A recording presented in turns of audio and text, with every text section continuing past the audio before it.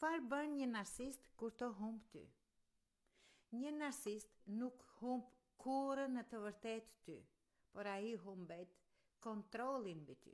Narsisti nuk qanë për ty.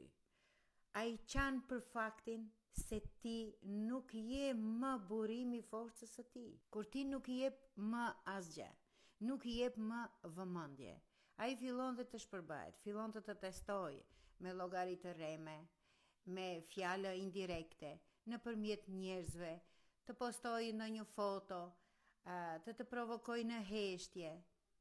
Të gjitha këto e bëjnë atë që ti të reagosh, sepse ai nuk ka nevojë për dashuri, as për dashurinë tënde. Ai ka nevojë për reagimin tënd, sepse reagimi jot është oksigjeni i tij. Dhe e di çfarë ndodh kur ti nuk i jep më asgjë, as vëmendje, as vuajtje.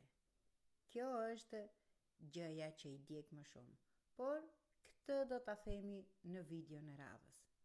Kjo ishte.